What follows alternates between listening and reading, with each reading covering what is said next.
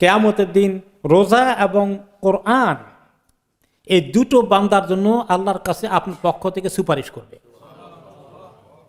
আপনার হিসাব চলতেছে, বিচার চলতেছে, নেকির পাল্লা এগুলো রাখা হয়েছে, এখন ফয়সালা হবে।